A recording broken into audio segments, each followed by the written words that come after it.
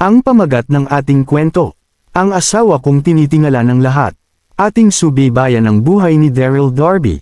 Salamat sa patuloy na pagsuporta. Kailangan ko ang inyong pag-subscribe sa ating channel. Ating ipagpatuloy ang kwento, nagbabago ang pangalan ng karakter. Pakisubaybay para maintindihang mabuti ang takbo ng kwento. Shoutout kay @Omar Advianto Official 9,997 at Echo_1029T at Berto Vukoy at kay @Danulalinghag 2,389. Kabanata 3,531. Biglang naging nakakamatay ang katahimikan ng senaryo. Narinig ng lahat ng nasa Roland Continent ang Bloodhound Organization. Marami ang miyembro nilang malalakas at mapanganib para sa 6 na principalities. Sinubukan ng 6 na principalities ang lahat para mapaalis ang Bloodhound Organization sa mga nagdaang taon, pero paulit-ulit lamang silang nabigo. Hindi sila makapaniwalang tutulungan ng misteryoso at malakas na organisasyon si Daryl. Malapit ang samahan nina Daryl at Chief Olenna. Mabilis na napatinay ng lahat kay Daryl dahil sa gulat. Kakaiba ang kinang sa mga mata ni Madam Pandora habang nakatingin sa lalaki. Napaisip siya kung ano pa ang ibang sikretong tinatago ni Daryl. Ang Bloodhound Organization. Anong relasyon ni Darren sa kanila? Nawala ang tindig ng lahat at bamulong ang mga ito sa kanilang sarili habang sumusulyap sa magandang si Olenna. Bali-balitang malamig ang ganda ng chief ng Bloodhound Organization at mayroong magandang reputasyon si Olenna. Nakasuot ng mahaba at kulay pulang bestide si Olenna, mukha siyang charming at sexy. Sa parehong sandali ay mayroon siyang malamig at mayabang na pagkilos. Mahihirapan alisin ng sinumang lalaki ang kanilang mga tingin mula sa babae. Nagbuntong hininga si Daryl nang gumaan ang kanyang loob. Swerte siya dahil sakto ang pagdating ni Olenna. Pagtapos ay lumingon siya para tingnan ang babae. Inaamin niyang mas lalo pa itong gumanda mula noong huling beses niya itong nakita. Hindi pinansin ni Olenna ang lahat at mahina ang pagtanong niya kay Daryl. Ayos ka lang ba, iyong kamahalin? Sinubukan ni Daryl na ngumiti sa kabila ng sakit, nagsalita siya. Ayos lang ako, hindi ako mapapatay ng maliit na bagayan ito. Gamaan ang pakiramdam ni Olenna sa kanyang narinig, mabilis na lumapit ang libu-libo niyang nauhan ng kumuwi siya, nakagawa ito ng harang sa palibot ng lalaki. Kumunat ang noo ni na Jameson at Kerem dahil sa galit at gulat.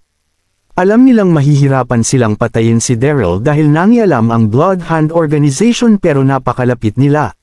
Sa wakas, si Jameson ang unang sumilip. Tinitigan niya si Daryl at nagsalita. Magaling ito. Akala ko isa kang walang kwentang tao na namumuhay ng mababa, pero mukhang napatunayan mong hindi. Malaking panganib ang Bloodhound Organization sa 6 na principalities at ginawa mong madali ang aking trabaho para hulihin ka. Tama siya. Huwag mong iisipin na umalis. Sambit ni Kerem. Kahit naiwas ang Bounty Alliance sa Bloodhound Organization, labis ang pag-aalala ni Kerem, gusto lamang niyang alisin si Daryl. Isa pa, anong ikakatakot niya sa katabi niyang si Jameson? Ang mga mangmang na iyon. Nakangiting sambit ni Daryl. Kumunat ang noo ni Olenna, naging mas malamig ang maganda niyang mukha.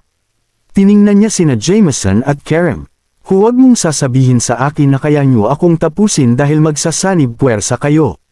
Kabanata 3,532. Kaagad na sumabog ang Saint Energy ni Olenna, umagos sa lahat ang makapangyarihang aura habang nilabas naman ng libo-libong tauhan niya ang kanya-kanyang espada at kuminang ito sa kintab. Napalunok si Jameson sa kanyang nakita, mayroong hindi maitagong takot sa kanyang mga mata, samantalang yumuko naman si Kerem sa kahihiyan. Iyong kamahalan, wala kaming sapat na tauhan para lumaban sa kanila. Natatakot akong baka marami ang mamatay kapag nakipaglaban kami sa kanila ngayon. Bamulong si Kerem kay Jameson. Naubos sa laban ang kalahating tauhan ni na Jameson at Kerem sa naging paglalaban nila ni Daryl. Imposibleng manalo sila laban sa Bloodhound Organization sa bilang ng kanilang tauhan. Tahimik si Jameson, medyo nagdidilema ito. Bigla nilang narinig muli ang tunog ng napakalakas na mga yapok mula sa kailaliman ng lagusan, di nagtagal, nagpakita ang 10,000 tao. Nagulat ang lahat sa kanilang nakita, kabilang narito si Daryl. Mga gwardya ang 10,000 katao mula sa lahat ng principalities, maimpluwensya ang mga ito. Walang pag-aalangan sa kanilang layunin doon. Nakakunot na nagtinginan ang lahat. Ang Bloodhound Organization at ang Bounty Alliance. Nandito rin ang mga gwardya ng capital city mula sa Dayrise Principality. Mukhang maglalaban ang mga ito. Sa panahong iyon, napansin ng karamihan ang paglinya ng pag-teleport sa likuran ni Daryl, labis. Silang natuwa nang maramdaman nila ang dulot nitong malakas na aura. Ano iyon? Napakalakas ng enerhiya. Mukhang nalutas natin ang kaso ng mga pagninig mula sa Mount Roxor. Huminga ng malalim si Daryl at nagsimulang magpaliwanag. Makinig ang lahat. Sa likuran ay ang paglinya ng pag-teleport, pero hindi pa ito kumpleto kaya huwag muna kayong lalapit.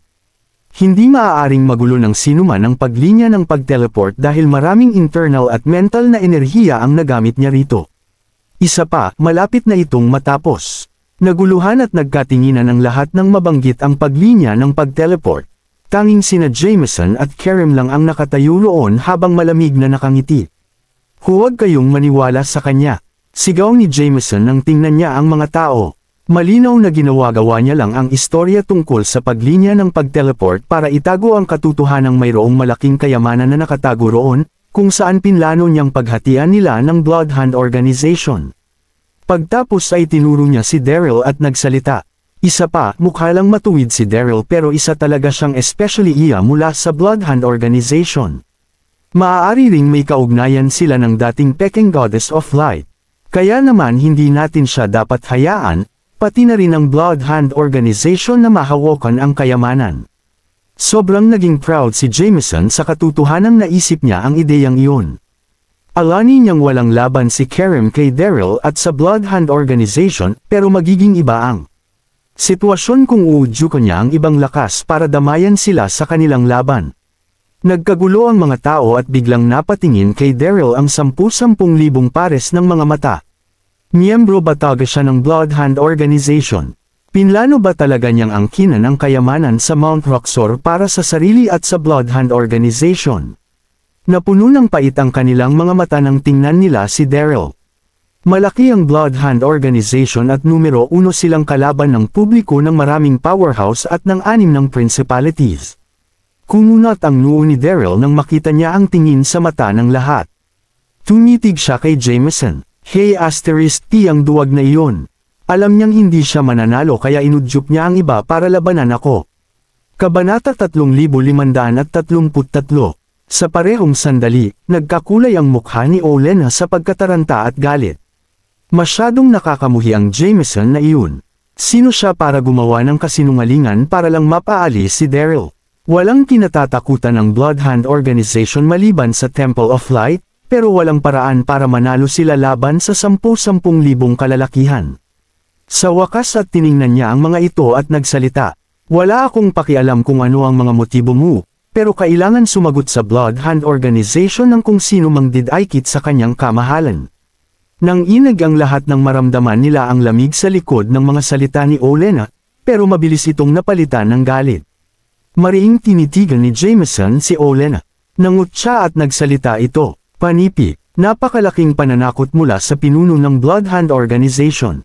Pagtapos ay tiningnan niya ang iba pang mga tao at nagsalita. Dapat tayong magtulungan para mapaalis ang Bloodhound Organization dahil sa kanilang kawalan ng paggalang. Pagtapos ay pinamunuan niya ang mga gwardya ng kabisera ng lungsod papuntang Bloodhound Organization. Atake, magbabayad sila sa kanilang kabastusan. Waksihin ang Bloodhound Organization. Sumabog sa galit ang lahat ng powerhouse. Sinugod din nila si Olenna nang may kasamang pagsigaw. Nang inig si Olenna sa malupit na senaryo at medyo namutla ang kanyang mukha. Hindi siya natakot sa mga powerhouse pero naging mahirap para sa Bloodhound Organization na manalo sa round na iyon dahil sa dami ng kanilang bilang. Sa puntong iyon ay napalibutan ng elites ng Bloodhound Organization at natamba ang ilan sa kanila sa mga pool ng dugo nang may kasabay na pagsigaw. Kinagat ni Olenna ang kanyang mga labi at sumayaw ang galit sa kanyang mga mata. Lumaban ka, sigaw ni Olenna. Pagtapos ay sinugod niya ang mga kalaban. High *T. Mariing kinuyam ni Daryl ang kanyang mga kamao. Galit sa sarili at hinayla nila ang Bloodhound Organization sa gulo, sumabog ang kanyang internal na enerhiya ng sumunod na segundo at sumali siya sa paglalaban. Samantala, ilang kilometrong layo lang mula sa Mount Roxor, naglakad. Papasok ang maliksing anyo sa kalawakan ng kalsada. Nagmukha siyang isang kakaibang nilalang dahil sa kakaibang mukha at mahabang bestide niya. Iyon ay si Yuri. Hindi siya sinwert matapos niyang tulungan si Bonnie, kalahating buwan na ang nakalipas. Hindi niya kailanman inakalang gagamitin siya nito. Magmula noon ay nagpagala-gala siya matapos niyang lisanin ang Pearl City habang naglilikom ng impormasyon tungkol sa kung nasaan si Daryl. Subalit wala siyang nahanap na kahit ano. Hindi niya alam na bihirang gamitin ni Daryl ang kanyang tunay na pangalan sa mundong iyon. Matapos niyang maglakad sa loob ng mahigit 1 oras, sa wakas at nakita niya ang maliit na bayan na nasa linya. Nagbuntong hininga siya, nakahanap na siya ng lugar para makapagpahinga. Naghanap siya ng matutuluyan pagkarating niya sa bayan at nakita niya ang ilang mukhang hindi pala kaibigan Jim na lalaki na kaitim habang nakaupo ang mga ito sa lamesang malapit sa entrada. Nagmula sa fantasy sect ang kalalakihang iyon. Pinadala sila ni Allison para sa misyong paghahanap kina Daryl at Madam Pandora sa paligid ng Mount Roxor matapos nilang maglaho mula sa kulungan habang hinahanap niya ang mga ito sa butas. Hindi sila pinansin ni Yuri. Umupo at nag-order siya ng baso ng tubig. Bigla niyang narinig ang usapan ng mga ito. 2 araw na ang nakalipas at wala pa ring senyales ni na Darren at Madam Pandora. Sigurado akong nakatakas sila sa butas. Kabanata 3534. Tama, dapat tayong magbigay ng balita. Nagbulungan sila pero hindi pa rin marinig ng maayos ni Yuri ang kanilang sinasabi. Biglang nagningning ang kanyang mga mata habang patuloy niyang binubulong ng paulit-ulit ang pangalan ni Darren. Naalala niyang ginamit noon ni Daryl ang pangalang iyon. Gumamit siya ng pekeng pangalan sa buong sandali. Nasabi ang babae at naglakad palapit sa mga lalaki mula sa fantasy sect. "Excuse me, alam mo ba kung nasaan ngayon si Darren?" Magalang na tanong ni Yuri. Lumingon sa kanya ang lahat ng kalalakihang mula sa fantasy sect at hindi nila nagawang ilayo ang kanilang mga tingin sa babae. Nabihag sila ng taglay nitong kagandahan at inabot sila ng 10 segundo bago sila bumalik sa kasalukuyan. "Maaari ko bang malaman kung bakit gustong malaman ng isang magandang dilag na tulad mo ang tungkol kay Darren? Magkaibigan ba kayo?" Nakangiting tanong ng pinuno ng grupo. Napasimangot ni Yuri sa mga tanong ng lalaki. "May nangyari ba sa kanya? Sabihin mo sa akin, ngayon din." Takot ang halakhak ng lalaki. Nasaktan ni Darren ang ating sect master at itinapon siya sa kulungan. Talagang nakatakas siya pero hindi magtatagal bago siya mahuling muli ng ating sect master. Pagtapos ay tumitig siya kay Yuri at nagsalita. "Dahil mukhang kilala mo siya, bakit hindi ka sumama sa amin?" Nagsimula ring tumawa ng takot ang ibang mga lalaki. Hindi sila natakot kay Yuri. Galit sa kanila si Yuri at pinasabog nito ang kanyang lakas kung saan kaagad nasakop ang mga lalaki. Nang inig sila rito at umusbong ang hindi maipaliwanag na takot sa kanilang mga puso. Alam nilang hindi nila dapat banggain ang babae. "Nasaan ang inyong headquarters? Dalhin mo ako roon, ngayon din." Malamig na sambit ni Yuri, dumiretso siya sa punto. "Oo, syempre naman." Samantala, patuloy na nag-alab ang matinding paglalaban sa panig ni Daryl. Marami sa miyembro ng Bloodhound Organization ang natumba sa pool ng dugo. Masyadong madami ang kanilang mga kalaban, halos 10 laban sa isa. Galit si Jameson. Tumitig siya kay Olena at nagsalita. "At akala ko'y makapangyarihan ng Bloodhound Organization. Mamamatay kayong lahat ngayong araw." Pagtapos ay sumugod siya kay Olena habang pinalibutan naman siya ni Kerem at ng iba pa. Umubo si Olena at mukhang hindi siya nagpanik ng labanan niya si Jameson at ang iba pa. Natarante si Daryl sa kanyang nakita at nagsimulang murahin ang sarili. Alam niyang malakas si Olena pero hindi ibig sabihin ay kaya niyang pabagsakin ang mga ito ng sabay-sabay. Mabilis niyang nilapitan ang babae pero tumigil siya pagtapos ng ailang paghakbang. Halos maubos ang kanyang internal na enerhiya matapos ang natapos na paglalaban. Kumalma at mabilis siyang umalis sa larangan ng digmaan.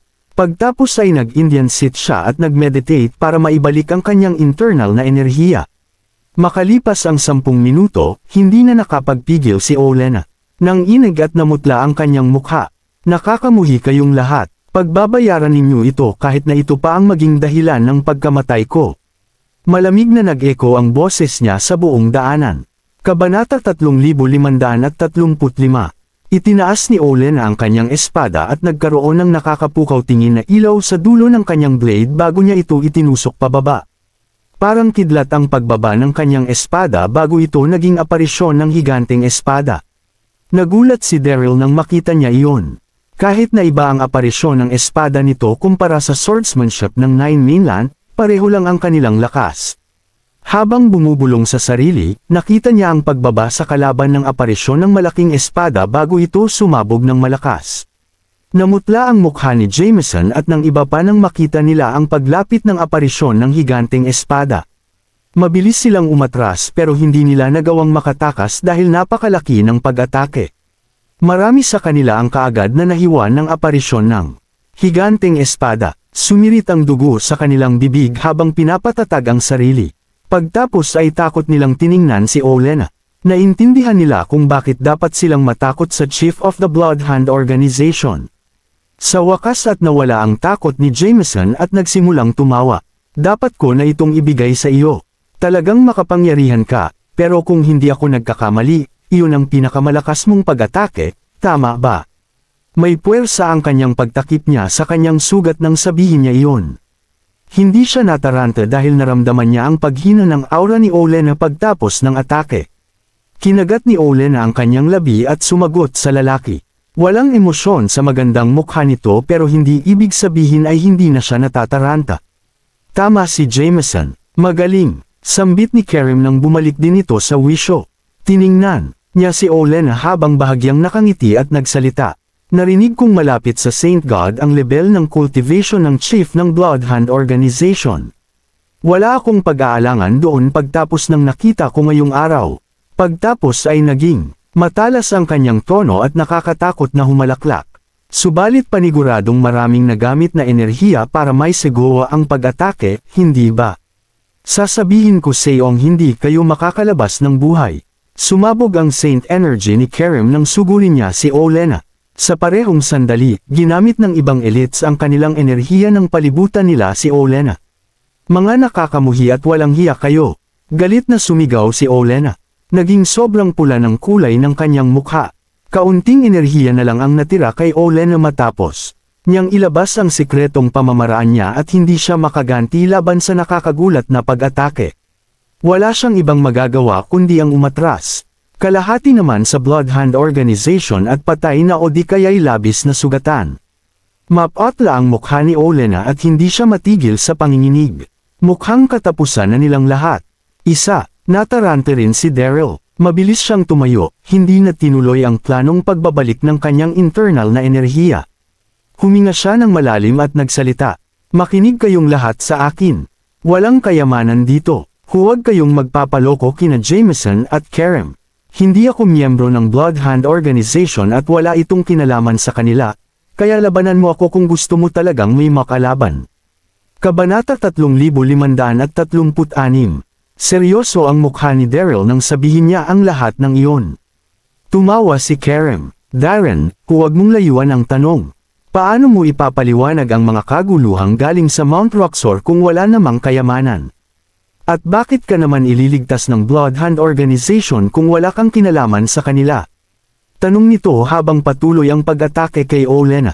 Tumango si Jameson bilang pagsang-ayon. Tama siya, huwag kayong makinig kay Darren. Siguruhing huwag palampasin si Darren o kung sino mang mula sa Bloodhound Organization. Namula sa galit ang mga mataan ni Daryl. Ang lakas ng loob ng 2 B** bow para Sir-on ako. Huminga ng malalim si Daryl at nakita ang galit sa kanyang mga mata. Okay, ikaw na ang bahala. Huwag mong sasabihing hindi kita binigyang babala. Nagulat ang lahat sa siyanbi niya pero mabilis silang tumawa. Tumitig si Jameson kay Daryl at nagsalita gamit ang nakakatakot na boses. Hindi ko nga alam kung saan mo nakuha ang lakas ng loob mo. Kami na ngayon ang nasa itaas. Sa tingin mo ba ay kaya mo itong baliktarin? Ang bibig mong iyan. Muling bumulwak ang tawa ng lahat. Hindi nagsalita si Daryl pero ngumiti siya ng malamig. Kinagat ni Olenna ang kanyang labi at sumigaw. Pakiusap, umalis ka na rito, iyong kamahalan. Haharin dyan namin sila kung hanggang saan namin kaya. Ang pinakamagandang gawin ay ang magplano ng pagplano ng pagtakas para kay Daryl para makapaghiganti tayo sa hinaharap. Subalit umiling si Daryl, "Hindi ako aalis nang hindi kayo kasama." Nagpadyak ng paa si Olenna dahil sa inis. Bakit ang tigas ang ulo niya? Umubo si Jameson. "Umalis. Sa tingin mo ay hahayaan kitang gawin iyan. Mamamatay kayong lahat dito." Hindi siya pinansin ni Daryl. Huminga ito ng malalim at tumalon sa isa sa mga halijing sa linya ng pag-teleport. Pagtapos ay sumigaw ito, "Mga miyembro ng Bloodhound Organization, 10 hakbang kayong umatras." Determinado ang kanyang mga mata nang sabihin niya iyon. Gusto niyang i-deploy ang Pormasayon para baliktarin ang pangyayari. Naguluhan ang lahat ng buhay na mga miyembro ng Bloodhound Organization nang marinig nila ang pag-uutos ni Daryl at napaisip kung ano ang pinaplano nitong gawin. Gayunpaman, ginawa nila kung anong sinabi nito nang makita nila ang lakas ng loob sa kanyang mga mata. Kumunat ang noo ni Olenna. Gusto niyang pigilan ang lalaki sa kung anong pinaplano nitong gawin pero paniguradong may mga rason ito. "Sumuko ka na, Darren.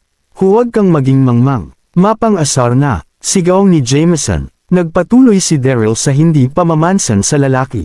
Sa halip ay nagpatuloy ito sa pagturo sa 2,000 miyembro ng Bloodhound Organization.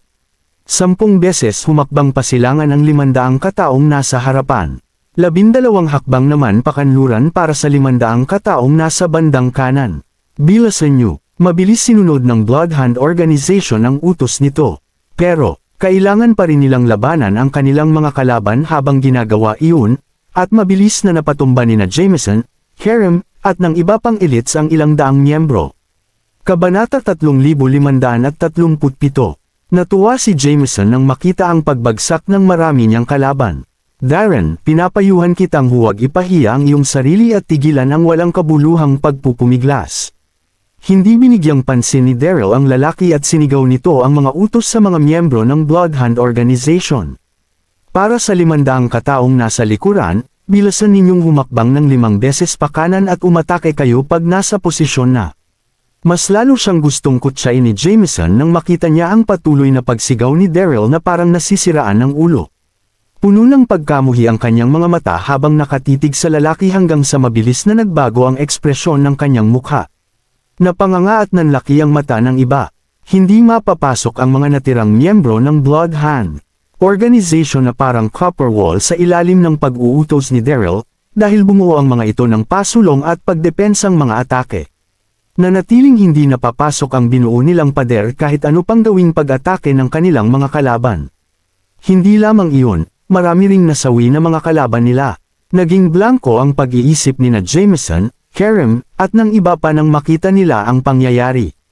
Paano naging posible ang manalo ang ilang libong katao laban sa 10,000 katao? Blanko rin ang pagtitig ni Olenna kay Daryl. Sobra itong nagulat at wala siyang masabi. Si Daryl lang ang may kakayahang baliktarin ang ganoong pangyayari. Nanlambot naman ang mga binti ng nanunood sa malayong si Madam Pandora habang namamangha siyang nakatitig kay Daryl. Nasaksihan niya ang naging pagkapanalo ng grupong may bilang na kulang-kulang 2,000 katao laban sa 10,000 katao. Kalmado ang ekspresyon ni Daryl habang nakatayo ito sa tabi ng batong haligi. Tinawag na 8 Direction Sky Dragon Formation ang pormasyong ginawa niya. Isa itong upper middle grade na Pormasayon sa Baichi Formations. Iyon din ang pormasyong ginamit ni Daryl noong nasa 9 mainland siya. Ginamit ni Daryl ang 8 Direction Sky Dragon Formation para harangin ang mga atake mula sa 10 sekta noong nagsagawa ng kompetisyon sa Gaia Continent para pumili ng susunod nilang Alliance Master, na mangharito ang mga tao at matagumpay siyang naging Alliance Master. Kaagad niyang naisip ang Pormasayon iyon nang pumulibot ang mga miyembro ng Bloodhound Organization. Labis na nakakamangha ang Pormasayon at walang hukbo ang makakabali rito kapag ito'y tuluyang nabuo. Sa wakas at bumalik sa wisyo si Kerem at nakakunot niyang tiningnan si Daryl. Anong nangyayari? Paano niya iyon nagawa? Hindi popular sa Roland Continent ang konsepto ng Pormasayon kaya hindi niya maintindihan kung anong nangyari. Sa parehong sandali ay nakakunot din ang noo ni Jameson. Sobra itong nairita dahil sa kinalabasan ng mga pangyayari. Malapit na niyang mapatay si Daryl at ang Bloodhound Organization, hindi niya inakalang babaliktad ang sitwasyon sa pinakamahalagang pangyayari. Kaagad na matapang na tinitigan ni Jameson si Daryl habang may ekspresyon ng hindi may kukumparang kabaliwan. Makinig ang lahat, unahing patayin si Darren. Isunod ninyo ang mga tao sa Bloodhound Organization kapag bumagsak siya. Nakakamuhi at matalino si Jameson. Kahit na hindi niya alam kung paano ito nagawa ni Daryl at alam niyang mga duwag ang mga miyembro ng Bloodhound Organization kung walang pag-uutos ni Daryl.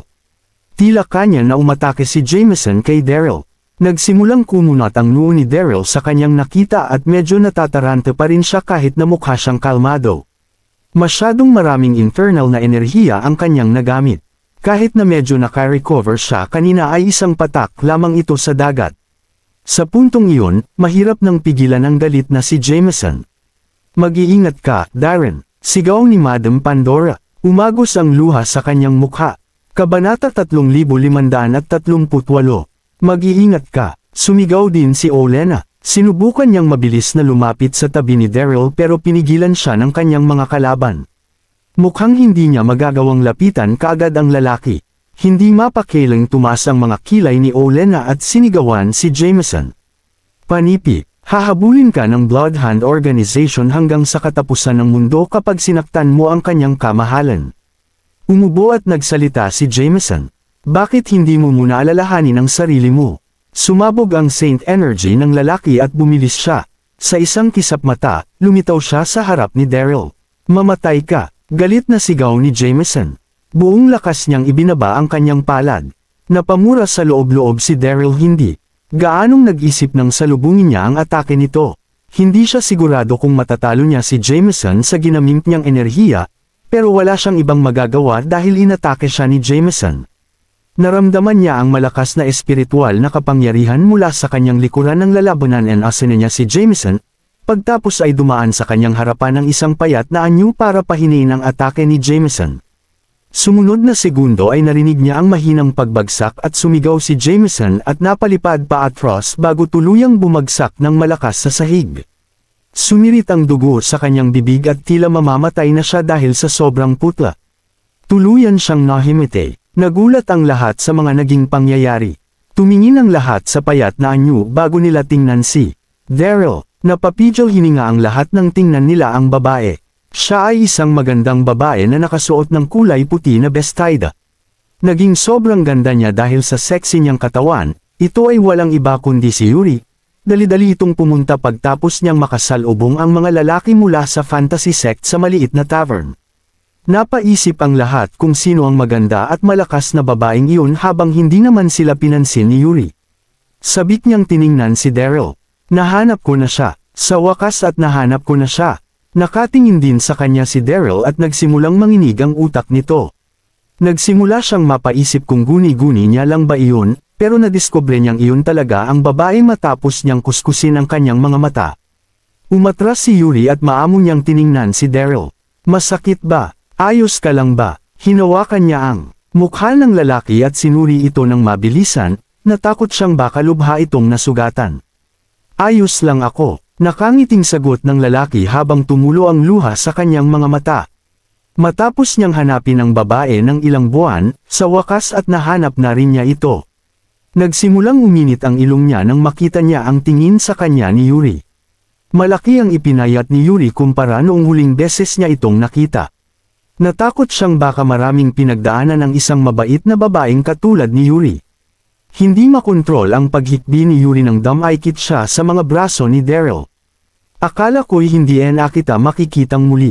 Namiss kita ng sobra. Ang lalaki lang ang tanging nasa isip niya habang magkalayo sila at anabangan niya ang araw ng muli nilang pagkikita. At dahil nakatayo siya sa harap ng babae, naging dahil sa saya. Ang mga luha nito. Kabanata 3539. Huwag ka nang umiyak. Sabi ni Daryl habang niyayakap siya ng mahigpit, hindi naging madali para sa iyo ang mga nangyari nitong mga nakaraang buwan. Hinanap kita kung saan-saan, ngiti ni Yuri nang marinig niya iyon. Babae ba ni Daryl ang magandang babae na iyon?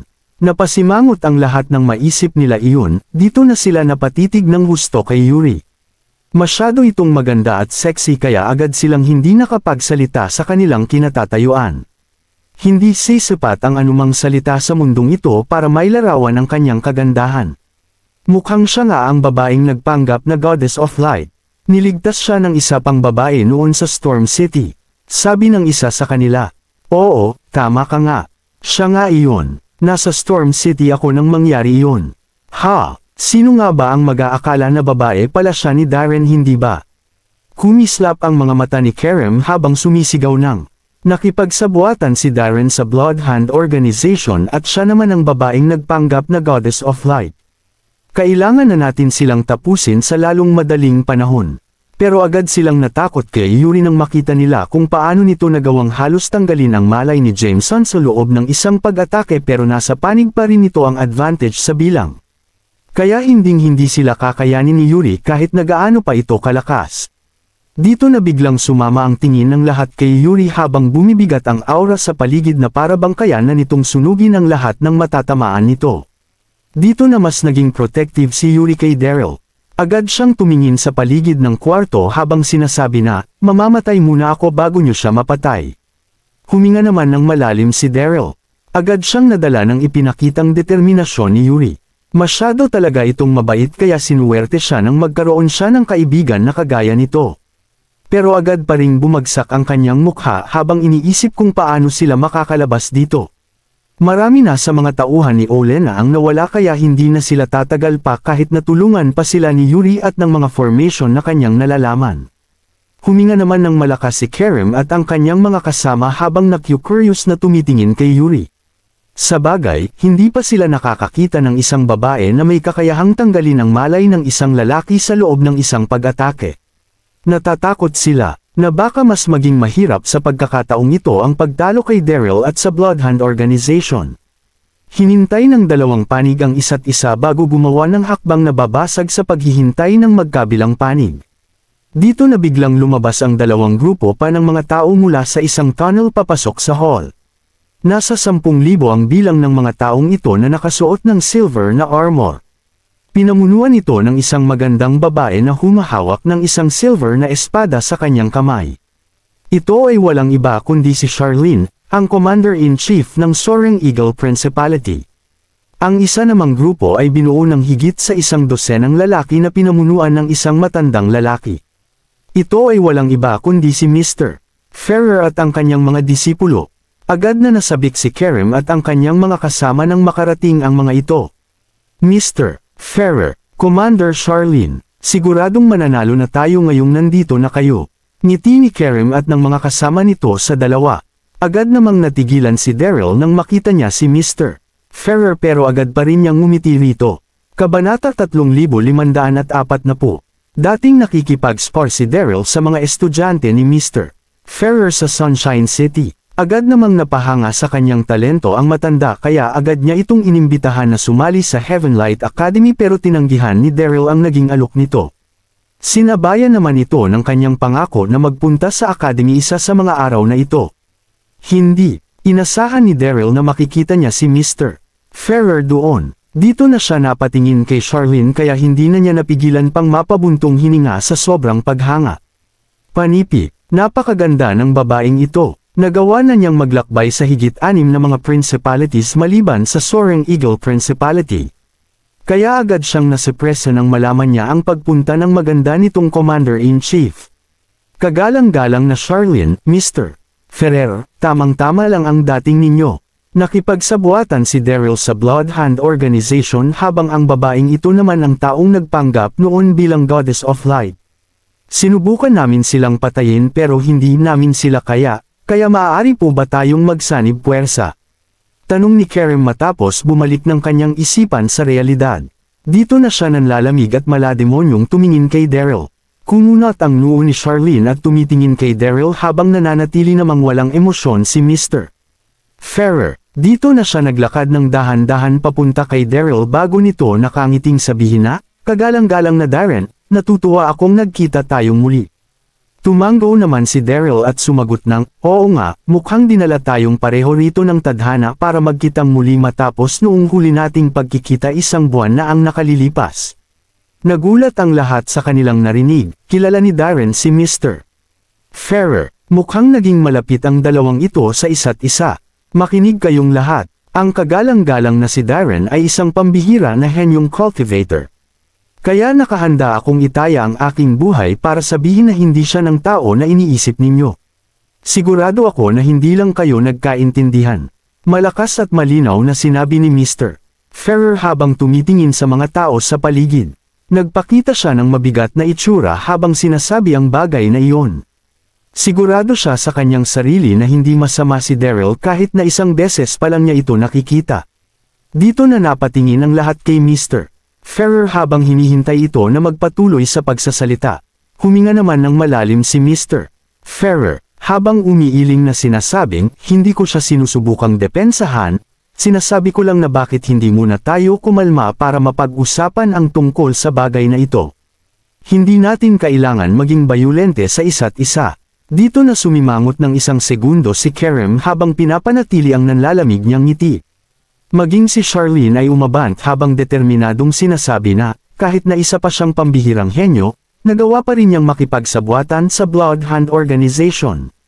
Nagawa pa rin itong magdesisyon na dapat nang mapatay si Daryl at ang Bloodhound Organization kahit na kadadating-dating pa lang ni Charlene kaya hindi pa niya naiintindihan ang mga nangyari. Sa bagay, ang Bloodhound Organization pa rin ang isa sa mga wanted na grupo sa Soaring Eagle Principality. Kaya hindi na niya pinasagot ang kahit na sino habang piniposter ang maganda niyang kamay sa 10,000 niyang mga sundalo para mapaligiran ang mga miyembro ng Bloodhound Organization. Hindi niya inasahan na magiging determinado ito sa kanyang desisyon kaya agad na nagulat si Daryl. Naramdaman niya na para bang maiyak na siya sa sitwasyon matapos nitong lumala sa pagdating ni Charlene. Agad namang natuwa ng husto si Kerem, inisip nito na sigurado na ang pagkamatay ni Daryl ngayong nandito na si Charlene.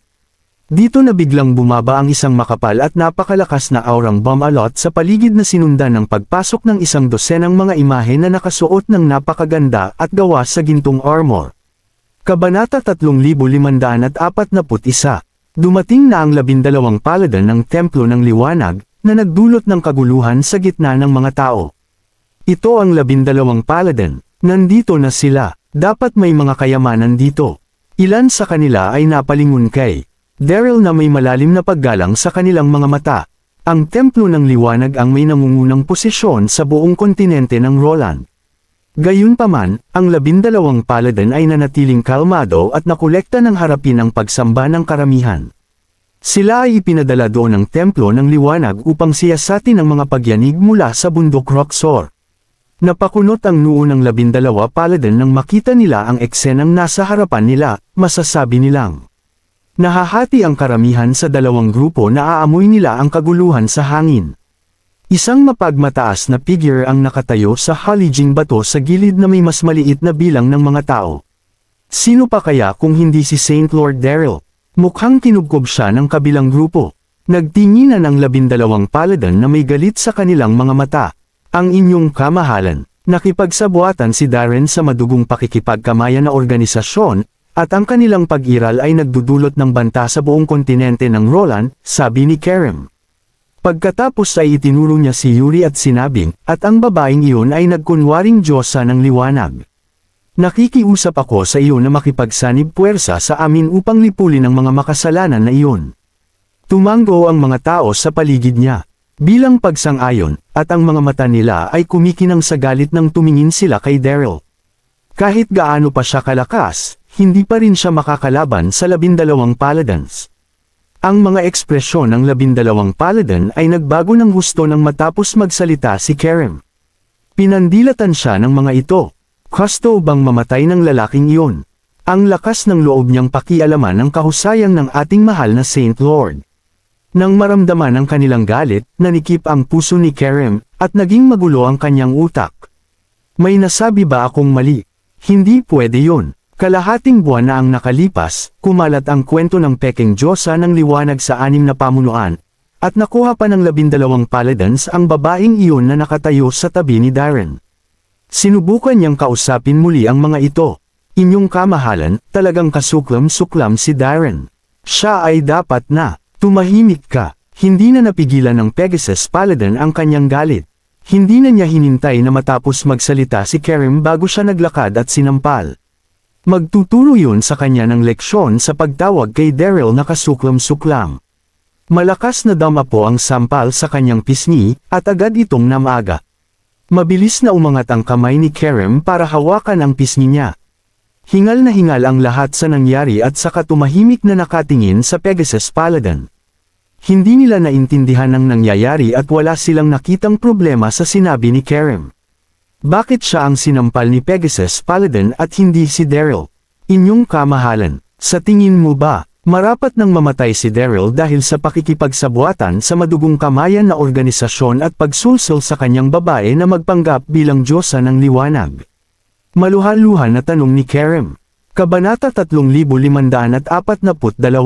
Ang tanong ni Kerem ay umani sa kanya ng isa pang sampal mula sa Pegasus Paladin, na pagkatapos ay sumigaw sa kanya, ang lakas ng loob mong maglabas ng napakawalang kwentang bagay. Ang inyong kamahalan na Saint Lord ay nagtataglay ng matinding integridad at hindi para siraan ang mga katulad mo. Pero inyong kamahalan, totoo lahat ng mga sinabi ko, biglang napatigil si Kerem sa pagsasalita, at nanginginig ang buong katawan. Ano ang tawag ng kamahalan kay Darren? Santo Panginoon, si Darren ang Saint Lord ng Templo ng Liwanag. Nanatiling walang ekspresyon ang Pegasus Paladin nang makita ang ekspresyon ni Kerem. Hayaang mong may sabihin ako sa iyo ng inyong kamahalan na si Darren ay ang Saint Lord ng Templo ng Liwanag. Ang kanyang posisyon ay katumbas ng Diyos ng Liwanag, kaya bakit? Ang isang marangal na tulad niya ay nakipagsabuatan sa madugong pakikipagkamayan na organisasyon. Naisip mo na ba ang mga kahihinatnan para sa paninirang puri sa kanyang kagalang-galang na Saint Lord? Malamig na tanong niya, napatulala ang lahat. Hindi nila inaasahan na si Daryl ang Saint Lord ng Templo ng Liwanag. Napatulala si Kerem. Akala niya ay walang iba si Daryl kundi isang mapagsamantalang mababang buhay na pinalad sa madugong pakikipagkamayan na organisasyon. Hindi niya kailanman nahulaan na si Daryl ang templo ng banal na Panginoon ng Liwanag. Pati ang malamig na si Charlene na nakatayo sa likuran niya ay natulala. Naramdaman niyang naging malambot ang kanyang mga binti at unti-unti siyang umatras ng ilang hakbang. Ilang araw na ang nakalipas. Pagkatapos ng banal na liwanag na seremonya sa siyudad ng Perlas, narinig niya ang balita na ang Templo ng Liwanag ay tinanggap ang isang bagong Saint Lord. Higit pa rito, nagpakita ang Saint Lord sa piging ng pamilya Damian at nagdulot ng sensasyon doon. Sa oras na iyon, naisip niya na maaaring magkaroon siya ng pagkakataon na magpadala ng isang tao sa pamilyang Damian upang magtanong tungkol dito. Siya ay umaasa na makilala ang Santo Panginoon. Hindi sumagi sa isip niya na ang taong nakatayo sa halijing bato ay ang Panginoong Santo. Bumagsak ang katahimikan sa bawat sulok ng hanay ng teleportation. Maraming tao ang nagulat. Nakita nila ang 12 Mar-Angel na Paladins na nakatayo doon na may paggalang kay Daryl. Paano naging posible para kay Daryl na maging templo ng banal na Panginoon ng Liwanag? Oo nga, malakas siya, ngunit maliban doon, walang espesyal sa kanya. Sa 10,000 tao doon, si Ginoong Ferrer lang ang hindi nabigla. Kilala niya itong henyo mula nang makita niya ang maaaring gawin ni Daryl pabalik sa siyudad ng Sunshine. Kahit noon pa man, masasabi niyang isa siyang napaka-promising na binata, kahit na medyo nagulat siya sa kung gaano siya ka-promising. Sa wakas, napailing si Kerem sa kanyang sarili at mabilis na humingi ng tawad kay Daryl. Inyong kamahalan na Saint Lord, humihingi ako ng paumanhin. Sana mapatawad mo ako. Napangiti si Daryl at hindi umimik kaya lalong nagpanik si Kerem.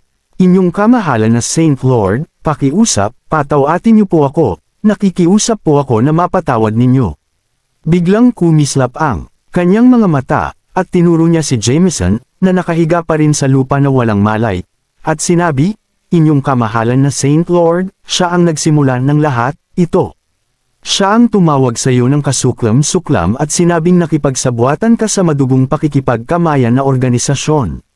Napangiti naman si Daryl at hindi siya pinansin. Kagalang-galang na Saint Lord, paano namin siya parurusahan? Tanong ng Pegasus Paladin, hindi nakakalimutang titigan si Kerem. Iiwanan ko na SIO ang desisyon kung ano ang kanyang magiging parusa, walang imak na sabi ni Daryl. Wala siyang ibang hinihiling kundi ang wakasan ng buhay ni Kerem gamit ang sariling kamay. Kung hindi dahil kay Kerem, hindi sana siya inatake ng napakaraming tao, at ang madugong pakikipagkamayan na organisasyon ay hindi nawala ng maraming buhay. Gayunpaman, masyado na niyang nagamit ang kanyang panloob na enerhiya at hindi niya magawang iangat ang isang pinky sa sandaling iyon. Agad na naunawaan ng Pegasus Paladin ang gusto niya. Tumanggaw siya at sinabing, kung anuman ang inyong kahilingan, mahal na kamahalan. Sa sandaling sinabi niya iyon, ang enerhiya ng santo ng Pegasus Paladin ay sumabog at agad na ibinaba ang kanyang espada kay Kerem, na agad na natabunan ng nakakasilaw na liwanag. Kabanata 3543 Arg! Naaawang napasigaw si Kerem nang tumagos ang espada sa kanyang puso, sumirit ang kanyang dugo, at pagkatapos ay bumagsak siya sa lupa.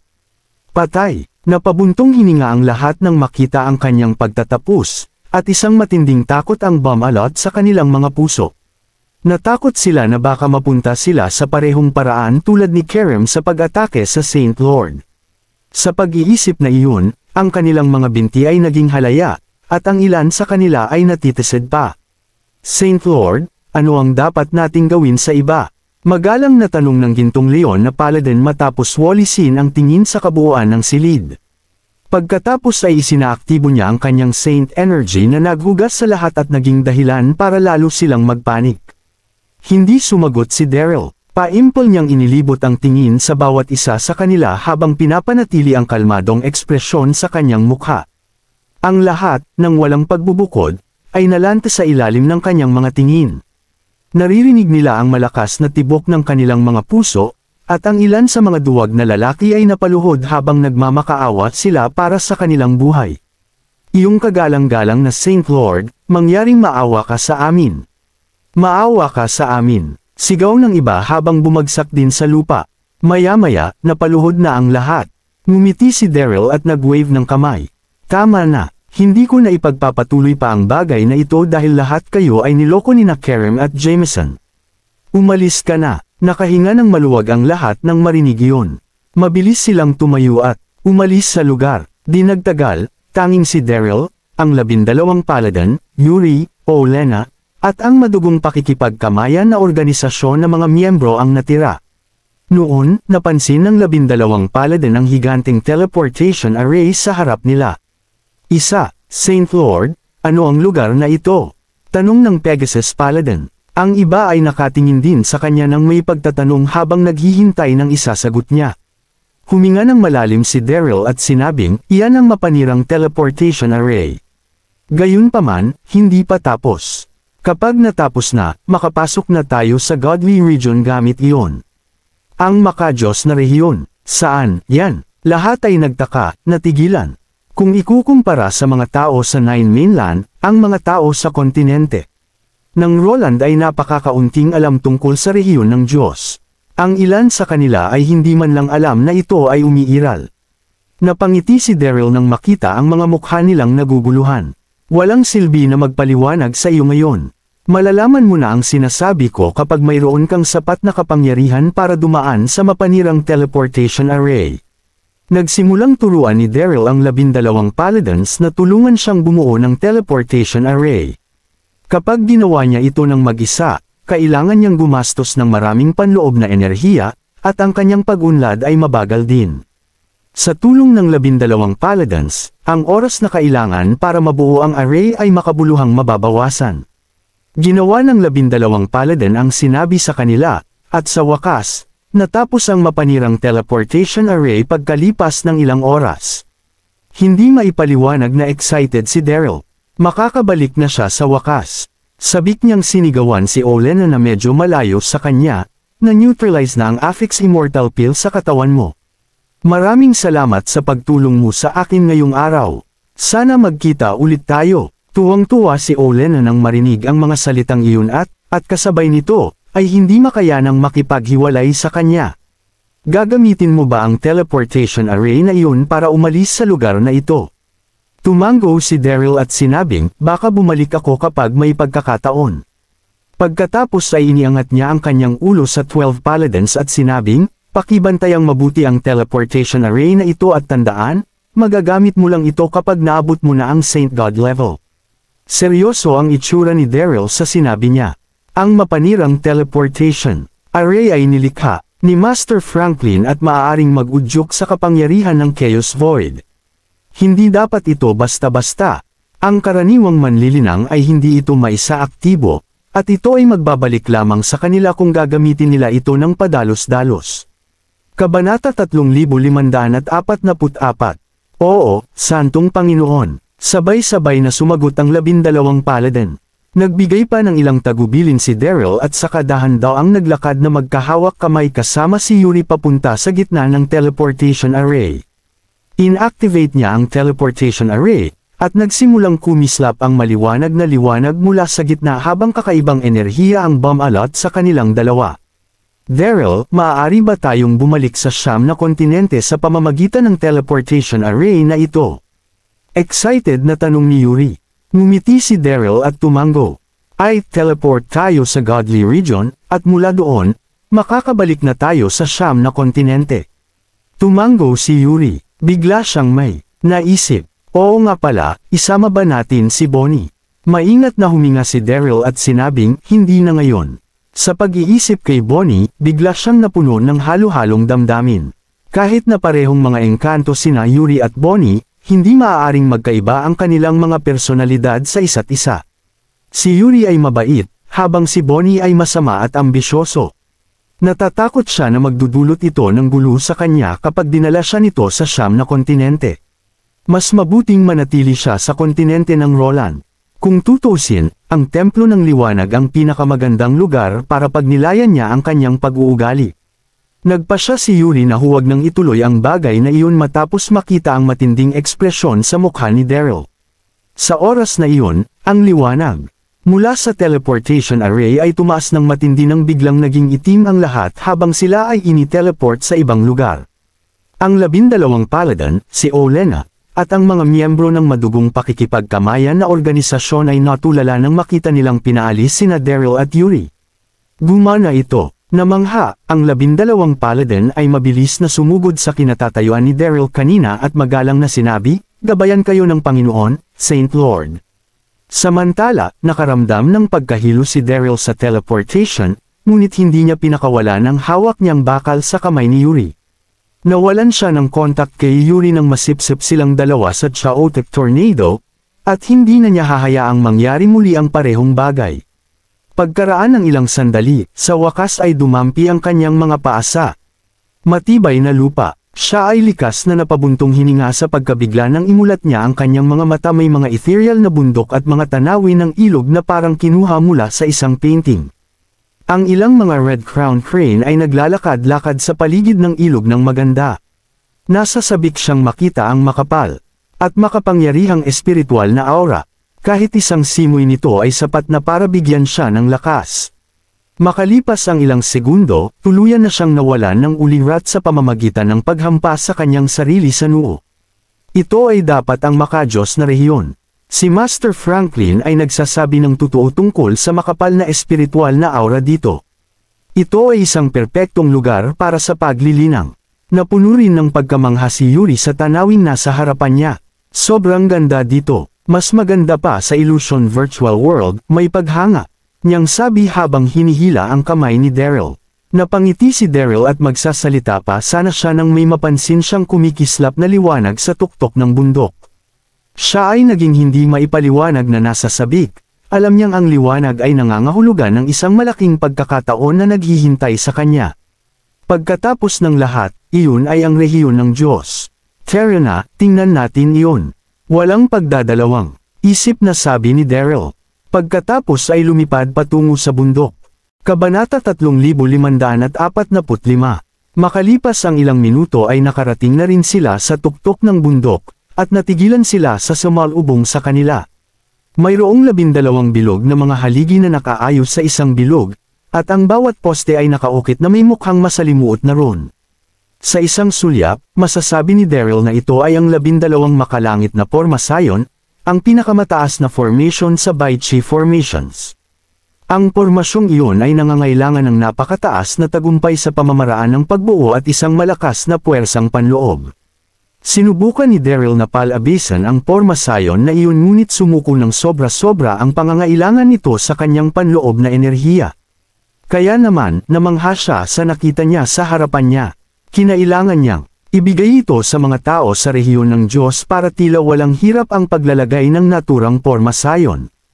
Lalong tumindi ang kanyang pagkabigla nang tumingin siya sa gitna ng porma sayon may kumikinang na tarangkahang bato. Nagmukha itong ilusyon at totoo ng sabay. Ito ba ay isang gateway ng teleportasyon? Napakunot-nuo ang iniisip ni Daryl. Kaagad pagkatapos, natuwa si Daryl nang makita niya ang mga titik na nakaukit sa tarangkahang bato. Kahit na ang mga titik ay tila sinaunang mga teksto, hindi nahirapan si Daryl na kilalanin ang mga salita. Ito ang gateway sa siyam na kontinente. Siya ay hindi maipaliwanag na nasa sabik at binilang ang kanyang sarili na napakaswerte na natagpuan ng gateway ng teleportasyon sa siyam na kontinente. Sa sandaling dumating siya sa Godly Region. Daryl, para saan ang lahat ng mga batong haligi at tarangkahan na iyan? Bakit ang saya-saya mo? Tanong ni Yuri nang makita kung gaano siya ka-excited. Ngumiti si Daryl at sinabing, iyan ang lagusan ng teleportasyon papunta sa siyam na kontinente. Sobrang swerte natin at nakita natin agad iyan. Agad namang ngumiti si Yuri. Tuwang-tuwa rin siya. Ngunit kailangan nating sirain ang 12 makalangit na porma sayon na iyon bago tayo makapasok sa tarangkahang bato, sabi ni Daryl. Huminga siya ng malalim at inutusan si Yuri na hintayin siya habang pinupuntahan niya ang porma sayon. Makalipas ang kalahating oras, matagumpay niyang nalagpasan ang porma sayon. Pinunasan niya ang pawi sa kanyang kilay at napakasaya na naisalo niya ang Baichi na porma sayon. Kung hindi siya makakabalik sa siyam na kontinente. Tinawag niya si Yuri sa gitna ng porma sayon. Gayunpaman, nakasimangot siya nang maglakad siya patungo sa gate na gawa sa bato. Wala siyang maramdamang anumang tugon mula rito. Walang enerhiyang lumalabas dito. Ano ang nangyayari? Hindi ba ito isang lagusan ng teleportasyon? Pagtataka niya habang nililibot ang paningin sa paligid. Mabilis niyang napansin ang isang kasing laki ng kamao na spirit stone na nakapaloob sa isang gilid ng pinto. May mga makukulay na sinag ng liwanag na dumadaloy sa ibabaw ng spirit stone, at tila naglalaman ito ng kakaibang enerhiya. Naintindihan naman agad ni Daryl ang dapat niyang gawin. Mabilis siyang naglakad pasulong, inilagay ang kanyang kamay sa espiritong bato, at hinikayat ang kanyang panloob na enerhiya dito. Isang nakakasilaw na liwanag ang lumitaw mula sa tarangkahang bato sa sandaling ang kanyang panloob na enerhiya ay naturok sa espiritong bato. Tuwang-tuwa si Daryl. Ang spirit stone na iyon ay talagang mekanismo para i-activate ang isang lagusan. Pumasok ka dali, sigaw ni Daryl kay Yuri. Sinagot niya ito at mabilis na pumasok sa gate na gawa sa bato at agad na nilamon ng maliwanag na liwanag bago siya tuluyang nawala. Tuwang-tuwa si Daryl. Muli siyang nag-inject ng mas maraming panloob na enerhiya sa Spirit Stone. Mabilis niyang pinakawala ng Spirit Stone habang naghahanda sa pagpasok sa Stone Gate. Kabanata 3546. Sino ka? Ang lakas ng loob mong buksan ang teleport na lagusan ng walang pahintulot. Biglang may galit na sigaw mula sa kanyang likuran, na sinundan ng malakas na puwersa na agad na bumalot kay Daryl. Asterisk ng inang yan. Natigilan si Daryl. Mabilis siyang lumingon para tignan, at natigilan siya sa nakita. Nakita ni Daryl ang isang matikas na figure na mabilis na papalapit sa kanya. Isa itong lalaking nasa katanghaliang gulang na nakasuot ng puting damit.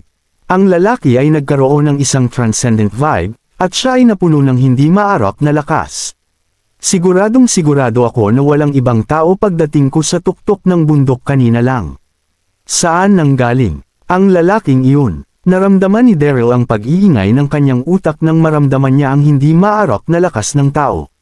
Walang ideya si Daryl na ang nasa katanghaliang gulang na lalaki ay ang supervisor ng lugar, si Ferguson.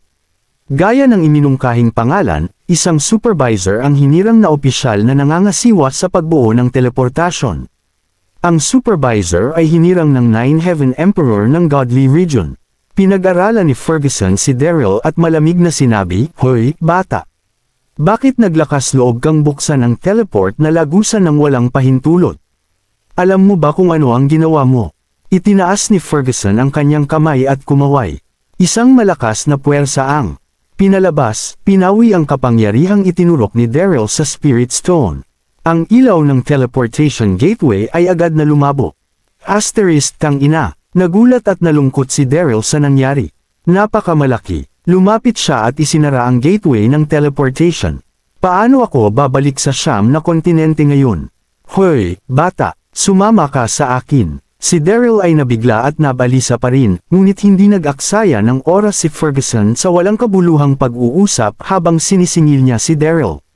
Walang pag-aalinlangan, tumalikod si Daryl at tumakbo palayo nang makita niya ang pasulong na si Ferguson.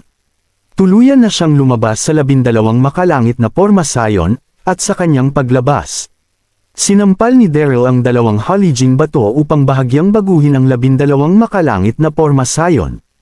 Ang 12 makalangit na pormasayon ay na-activate, na natrap si Ferguson sa kabilang panig. Ibinaling ni Ferguson ang kanyang tingin kay Daryl nang mapansin niyang nagbago ang pormasayon. Naiinis siya at nagulat. Maaari mong mabago ang 12 makalangit na pormasayon. Parang minamaliit kita. Pagkatapos, umawit si Ferguson, at ang mga halijing bato ay mabilis na bumalik sa kanilang orihinal na posisyon. Siya ang formation supervisor, kaya natural na sanay siya sa paghawak ng pormasayon. Pagkatapos nito, sinira ni Ferguson si Daryl. Itinulak ni Daryl ang sarili at zoom pababa mula sa tuktok ng bundok. Sabay talikod niya para tingnan ang sitwasyon sa likod niya. Pakiramdam ni Daryl ay wala nang magawa nang makita niya si Ferguson malapit sa kanyang likuran, palapit ng palapit ang distansya. Iyong kamahalan. Sigaw ni Daryl, nadaanan ko lang ang lugar na ito, at wala akong masamang intensyon. Hindi mo naman ako kailangang tugisin, di ba? Tumigil ka nga sa pagsasalita ng kalokohan. Nanatiling tuwid si Ferguson, at malamig siyang tumugon, bilang isang tao, pumasok ka sa rehiyon ng Diyos at ginulo ang gateway ng teleportasyon. Ang rehiyon ng Diyos ay may mga batas at paraan, hinding-hindi kita bibitawan. Sabi ni Ferguson habang binilisan niya. Asterisk kang ina. Lalong nabalisa si Daryl nang makita niyang palapit na ang distansya sa pagitan nila ni Ferguson. Asterisk kang ina, hindi ito gagana. Walang common sense yung lalaking yun. Kung mahuli ako, natatakot ako na hindi na ako babalik sa siyam na kontinente. Ang natarantang si Daryl ay nakakita ng isang taniman sa malapit na puno ng kakaibang mga puno ng prutas. Ang mga sanga ay may maraming mabangong prutas. Ang kaaya-ayang amoy ay nakakabighani. Natarante si Daryl kaya naging walang pakialam. Binaligtad niya ang sarili sa dingding ng halamanan. Napahinto si Ferguson at nakasimangot habang pinagmamasdan si Daryl na mawala sa mayayabong na mga puno ng prutas. Hindi alam ni Daryl ang lugar, ngunit alam na alam ito ni Ferguson. Ang Spirited Fruit Garden ay isa sa 10 ipinagbabawal na lugar sa rehiyon ng Diyos. Ang Spirited Fruit Garden ay isang halamanan na nagtanim ng lahat ng uri ng pambihirang espiritual na prutas na ihain sa siyam na langit na emperador. Maliban sa mga katulong na nag-aalaga sa halamanan, walang sino man ang maaaring makapasok sa halamanan ng walang pahintulot mula sa siyam na langit na emperador. Kabanata 3547. Ang katulong sa taniman ay sinanay sa pag-aalaga ng Spirited Fruit Garden. Nagpapahinga ang katulong nang pumasok si Daryl sa halamanan, kaya walang nakakaalam na pumasok si Daryl. Matapos makapasok si Daryl sa Spirited Fruit Garden, nilingan niya ang paligid at nagpakawala ng mahabang buntong hininga nang mapansin niyang hindi na siya hinahabol ni Ferguson. Sa sumunod na segundo, lumingon si Daryl sa paligid, at tumibok ang kanyang puso, tuwang-tuwa siya. Asterisk ng ina, bakit ang daming spirited fruits dito? Ang mga sanga na nakapalibot kay Daryl ay natatakpan ng mga prutas tulad ng mga bunga ng Kerika, ang mga prutas ng 5 espiritu, ang mga prutas ng abundance, at marami pang iba. Ang lahat ng prutas na iyon ay bihirang kayamanan. Nabanggit ng banal na magsasaka na ang makadiyos na rehiyon ay mayaman sa espiritual na enerhiya at ang mga mahalagang prutas ay lumago ng sagana. Ang mga ordinaryong tao na kumain ng isa sa mga prutas na iyon ay makikita na ang kanilang lakas ay tumaas ng malaki. Ang mga mahalagang prutas na iyon ay naglalaman ng hindi kapani-paniwalang purong espiritual na enerhiya mula sa langit at lupa. Nang marinig ito ni Daryl mula sa Divine Farmer sa unang pagkakataon, naisip niyang nagmalabis ang lalaki. Gayunpaman, hindi maipaliwanag na natuwa siya nang makakita siya ng mga bihirang at kakaibang prutas sa paligid niya. Inakala ni Daryl na mapapahamak siya sa araw na iyon dahil naubos niya ang maraming panloob na enerhiya noong hinabol siya ni Ferguson. Sa wakas ay nakita niya ang pilak na linang habang siya ay natitised sa mga mamahaling prutas. Napakaraming mamahaling prutas dito, tiyak na lalakas ang aking lakas pagkatapos kong kainin ang mga ito. Tuwang-tuwa si Daryl, pumitas siya ng isang mamahaling pulang prutas sa mababang sanga na nasa harapan niya at walang pag-aalinlangan na isinuot iyon sa kanyang bibig. Ang mahalagang prutas ay natunaw sa kanyang bibig, at sa loob lamang ng maikling panahon, naramdaman ni Daryl na ang kanyang naubos na panloob na enerhiya ay naibalik sa isang iglap. Gumagana talaga, napataas ang kilay ni Daryl sa tuwa. Pumitas pa ng mga prutas sa paligid niya, at itinapat sa kanyang bibig, mabilis siyang kumilos gamit ang dalawang kamay. Matapos lunukan ng mga mahahalagang prutas na iyon, naramdaman ni Daryl ang isang malakas na pagdagsa ng espiritual na kapangyarihan na patuloy na damaloy sa kanyang elixir field at damaloy sa lahat ng kanyang mga paa. Bago ito malaman ni Daryl, kumain na siya ng 12 mamahaling prutas, at ang espiritual na kapangyarihan sa kanyang elixir field ay naging dalisay. Gayunpaman, si Daryl ay isang mortal lamang. Pagkatapos kumain ng napakaraming mamahaling prutas, hindi na niya makuha ang napakaraming espiritual na kapangyarihan. Lumobo ang kanyang elixir field, at hindi siya komportable na para bang sesabog siya. Bukod doon, isang nakakapasong hininga ng aura ang bumalot sa katawan ni Daryl, na para bang magliyab ang buong katawan niya sa apoy.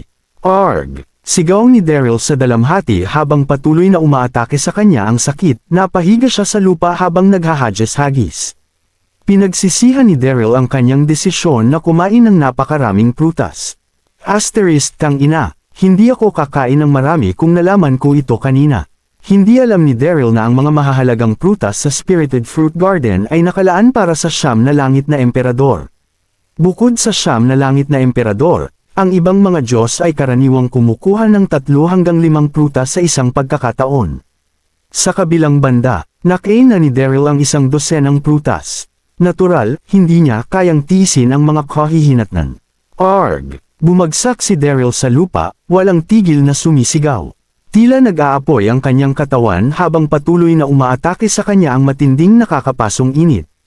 Huminga ng malalim si Daryl, sinusubukang kontrolin ang marahas na kapangyarihan sa kanyang katawan, ngunit hindi ito nagtagumpay. Sa wakas, hindi na kinaya ni Daryl ang pahirap at nahimite. Makalipas ang ilang oras, tuluyang nagising si Daryl. Nang imulat niya ang kanyang mga mata, napagtanto ni Daryl na dumilim na ang langit at tahimik ang paligid. Nang maramdaman ni Daryl ang nangyayari sa kanyang katawan, natulala siya. Sa pagkakataong iyon, naramdaman ni Daryl ang isang malabo na gintong figure sa posisyon ng kanyang elixir field. Bukod doon, ang kanyang katawan ay napuno ng lakas, at ang kanyang katawan ay naging napakagaan. Kabanata 3548. Naramdaman ni Daryl ang gininto ang figure sa kanyang elixir field, at nanigas siya sa kanyang pwesto. Ang kanyang utak ay umiilaw habang siya ay pumasok sa isang estado ng hindi kapani-paniwalang pagkabigla at pananabik. Pag-usbong, may umusbong na bang kaluluwa sa akin ngayon? Tuwang-tuwa si Daryl, tanging ang mga Diyos lamang ang nagtataglay ng mga namumuong kaluluwa. Ang pinakamakabuluhang pagkakaiba sa pagitan ng mga tao at mga Diyos ay ang pagkakaroon ng isang elixir field o isang pag-usbong na kaluluwa. Noong unang nakilala ni Daryl ang 9 Saint Oracles, napansin niya na mayroon silang nascent soul sa halip na isang elixir field. Ang pagkakaroon ng pag-usbong na kaluluwa ay katumbas ng pagkakaroon ng katawan ng isang Diyos. Iyon ay isang malayong pangarap para sa sinumang tao.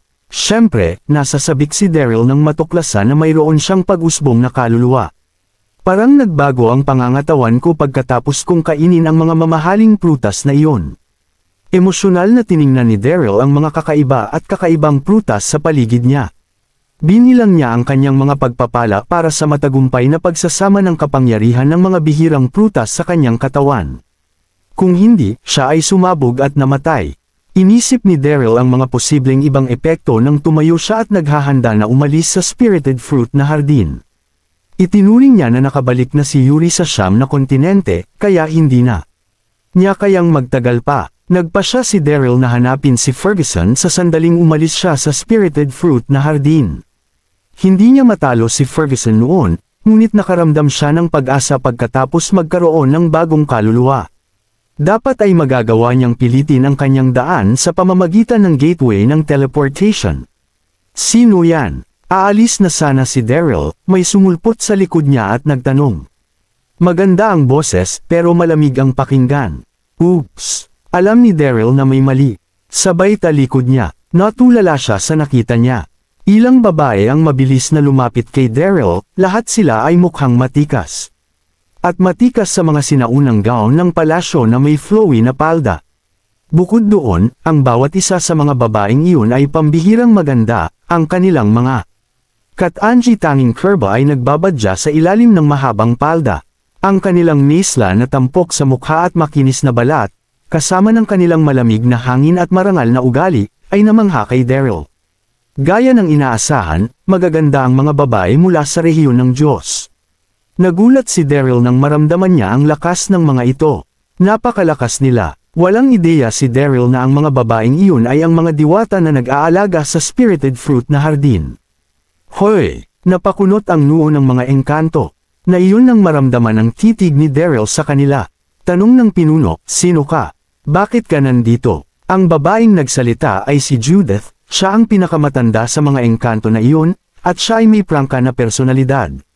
Si Judith ay nakatingin kay Daryl na may pag-aalinlangan, parang nagdududa ang maganda niyang mukha. Kasabay nito, ang iba pang mga engkanto ay nagsisigawan din. Anong ginagawa mo sa spirited fruit na hardin? Hindi mo ba alam na hindi ka pwede dito? Nakikinig si Daryl sa mga tanong nila na may ngiti sa labi, ngunit sa loob-loob niya ay sabik na sabik siya. So, ang lugar na ito ay tinatawag na spirited fruit na hardin. Bawal ba itong lugar? Bulong ni Daryl sa kanyang puso. Pagkatapos, huminga siya ng malalim at sinabing, mga kapatid, bago lang ako rito, at hindi ako pamilyar sa paligid. Walang ideya si Daryl kung ano ang spirited fruit na hardin noon, kaya maaari lang niyang subukan ang kanyang makakaya upang makapagluto kaagad ng isang kwento. Siya ay isang bagong dating. Nagkatinginan si Judith at ang mga diwata, natigilan silang lahat. Sinabi nga ng Imperial Sky Palace na magpapadala sila ng tulong dahil short-handed lang tayo para mamili ng mga mamahaling prutas sa spirited fruit na hardin na halos hinog na. Isa ba siya sa kanila? Ang Imperial Sky Palace ay kung saan nakatira ang Siyam na Langit na Emperador. Ang Siyam na Langit na Emperador ay ang pinuno ng rehiyon ng Diyos at nagtataglay ng pinakamataas na kapangyarihan. Kabanata 3549. Ikaw, sa wakas, nanimbalik si Judith sa kanyang katinuan at nagtanong, galing ka ba sa Imperial Sky Palace? Ang tono ni Judith ay mas malambot kaysa dati, hindi na siya pag-alit. Ilang araw ang nakalipas, may balita mula sa Imperial Sky Palace na magpapadala sila ng tulong sa spirited fruit na hardin, at nagpakilala si Daryl bilang isang bagong dating. Dahil sa pagkakataong iyon, ipinalagay ni Judith na ang Imperial Sky Palace ang nagpadala kay Daryl sa kanila. Imperial Sky Palace. Natigilan si Daryl nang marinig ang pangalang iyon. Imperial Sky Palace. Nakakapangangibabaw na pangalan. Dito ba nakatira ang Siyam na Langit na Emperador, ang pinakamataas na pinuno ng rehiyon ng Diyos? Napaisip si Daryl sa sarili. Pagkatapos, walang pag-aalinlangan siyang tumanggo kay Judith at sinabing, oo, ako nga.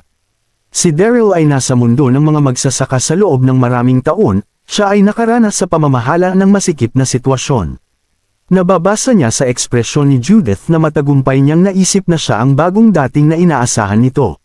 Phew! Si Judith ay nagpakita ng isang maliit na ngiti at sinabi, paumanhin kung naging bastos ako kanina. Dahil ikaw ang bagong dating, isa ka na sa amin. Mabilis na sumang-ayon ang ibang mga diwata kay Judith, puno ng ngiti ang mga mukha nila. Siya siguro ang bagong dating mula sa Imperial Sky Palace. Nagulat ako. Akala ko nakapasok ka sa lugar na ito nang hindi sinasadya. Nakahinga ng maluwag si Daryl nang ibaba ni Judith at ng iba pang mga diwata ang kanilang mga bantay. Nagulat ako na maaalis ko ang sarili ko sa malagkit na sitwasyon sa pamamagitan lamang ng pagsasalita ng walang kaparirikan. Napakaswerte ko. Tama iyan. Tumingin si Judith kay Daryl at curious na. Nagtanong, anong pangalan mo? Ako si Daryl. Napakamot ng ulo si Daryl at isang magalang na ngiti ang isinagot. Nagtawanan si Judith at ang ilang diwata nang makita si Daryl. Napakatanga nitong bagong dating. Oo, mukhang interesting siya. Si Judith at ang iba pang mga diwata ay hindi nagduda sa pagkakakilanlan ni Daryl. Kahit nakaraniwan ang nakasuot si Daryl, nagtataglay siya ng pag-usbong na kaluluwa. At higit sa lahat, naniniwala ang mga diwata na walang sinumang tagalabas ang makakapasok sa makadiyos na rehiyon. Hindi nila alam na nakuha ni Daryl ang kanyang nascent soul. Habang nag-uusap sila at nagtatawanan ay winagiwi ni Judith ang kanyang kamay. Okay, wag na natin pagtawanan si Daryl. Ngayon lang siya dumating at hindi pamilyar sa lugar na to. Ilibat natin siya. Inilibot ni Judith at ng iba pang mga diwata si Daryl sa taniman upang maging pamilyar sa paligid. Nagkaroon ng pagkakataon si Daryl na tingnan ang mga engkanto na iyon at ang kanilang magagandang figure. Nang sila ay nangunguna, masaya siya sa piging ng mata. Hindi katakataka na ang mga tao ay maglilinang ng napakahirap na makapasok sa rehiyon ng Diyos. Langit pala talaga ang godly region. Si Judith at ang ilan pang mga diwata ay sadyang mas maganda kaysa sinumang babaeng tao. Gayunpaman, hindi nakalimutan ni Daryl ang kanyang tunay na pagkatao habang siya ay umuungol sa loob. Di ko kayang magpatuloy ng ganito. Okay lang naman sa akin na magkunwaring baguhan sa loob ng maikling panahon, pero tiyak na malalantad ang aking pagkatao sa paglipas ng panahon. Kailangan kong umalis dito ng mabilis. Gayunpaman, si Judith at ang ilang iba pang mga diwata ay nanatiling malapit kay Daryl sa daan, na hindi nagbigay sa kanya ng pagkakataong makatakas. Walang choice si Daryl kundi sundan si Judith at ang iba pang mga diwata habang pamilyar siya sa paligid ng Spirited Fruit Garden. Asterisk tang inang yan. Sa simula, hindi pinapansin ni Daryl. Gayunpaman, unti-unti, pagkatapos niyang maging pamilyar sa kapaligiran ng Spirited Fruit na nagulat siya nang matuklasan niya na ang Spirited Fruit na hardin ay napakalaki, halos kasing laki ng Donghai City. Mayroong higit sa 3,000 uri ng kakaiba at pambihirang mga prutas sa malawak na lugar. At bawat isa sa kanila ay may hanggang 1,000 puno, kaya mayroong daan-daang libong masiglang puno ng prutas sa halamanan. Ang daan-daang libong masiglang puno ng prutas na iyon ay nakalaan lahat para sa 9 na langit na emperador. Hindi nakaimik si Daryl na naisip lang ang mga behemoth number. Kabanata 3,550. Asterisk ng ina, ang 9 na langit na emperador ay may magandang buhay, hindi ba? Maaari niyang tangkilikin ang napakaraming kakaiba at bihirang mga prutas ng mag-isa. Tama iyan. Habang nagmumuni-muni si Daryl ay biglang may naalala si Judith. Lumingon siya at sinabing, galing ka sa Imperial Sky Palace, kaya dapat mong malaman ang mga patakaran. Ang mga mamahaling prutas lang na ito ang ating aalagaan. Tandaang huwag kumain ng anuman sa mga ito. Mawawala ang kaluluwang diwata mo kapag ninakaw mo ang alinman sa mga prutas. Alam mo ba iyon? Ang kaluluwang diwata na binanggit ni Judith ay ang nagsilang na kaluluwa, iyon ang tawag dito sa rehiyon ng Diyos. Gulp! Napalunok si Daryl sa kaba nang marinig iyon, nakaramdam siya ng panlalamig sa kanyang likuran. T** ng inang yan. Ang namumuong kaluluwa ng isang tao ay mapapawi kung ang isa ay nakawi ng isa sa mga prutas na iyon. Nakain ko na ang 1 dosina sa kanila. Mamamatay ba ako? Bumantong hininga si Daryl at tumango sa sarili. Nakuha ko, naiintindihan ko ang mga patakaran, at hinding-hindi ako magnanakaw ng anuman sa mga iyon. Hindi nagtagal, dumating sa isang pagoda sina Daryl, Judith, at ang iba. Napabuntong hininga si Daryl sa pagkamangha. Ang pagoda ay nahahati sa 3 palapag, ito ay tumingin kat-anji tangi. Na may mga inukit at pininturahan ng mga beam, puting jade pillars, at purong gintong sahig. Napapalibutan din ito ng mga ulap at ambon. Isa talaga itong celestial mystical pagoda. Sige, habang si Daryl ay engrossed sa panunood sa pagoda, napangiti si Judith at sinabing, doon tayo nagpapahinga. Nasa itaas na palapag ang kwarto mo. Dadalhin ka namin doon. Excited si Daryl. Ang galing. Hindi ako susundan ni Judith at ng mga engkanto na iyon kapag nagpapahinga kami mamaya. Sasamantalahin ko ang pagkakataong umalis pagdating ng panahon. Mabilis na tumango si Daryl. Panipi, salamat, sisters. Muling nagtawanan si Judith at ang iba pang mga diwata nang marinig nila si Daryl. Nakakakabigani si Daryl. So true. Mas matanda siya sa amin, pero sister ang tawag niya sa amin. Hindi ito isinapuso ni Daryl nang kutsain siya ni Judith at ng iba pang mga diwata. Nais ni Daryl na umalis sa taniman sa lalong madaling panahon. Biglang itinaas ni Judith ang kanyang matikas na kamay, at lumitaw ang isang makulay na streamer at umangat sa hangin. Sa sumunod na segundo, ang makulay na streamer ay bumuo ng isang malaking proteksyon na kalasag sa hangin, na sumasakop sa buong Spirited Fruit Garden. T*** ng inang yan. Nagulat si Daryl nang makita iyon. Ano ang nangyayari? Naramdaman ni Daryl ang matinding enerhiya na ibinubuga ng napakalaking kalasag. Ito ay kumilos bilang isang malakas na mahiwagang harang. Alam ni Daryl na mahirap para sa kanya na lampasan ang enchanted barrier sa antas ng kanyang lakas.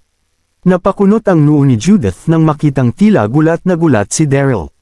Daryl, anong problema? Itinuro ni Daryl ang napakalaking protective shield sa kalangitan. Yan ay, bago siya matapos magsalita, ngumiti si Judith at nagpaliwanag, iyan ang enchanted barrier na nagpoprotekta sa Spirited Fruit na hardin.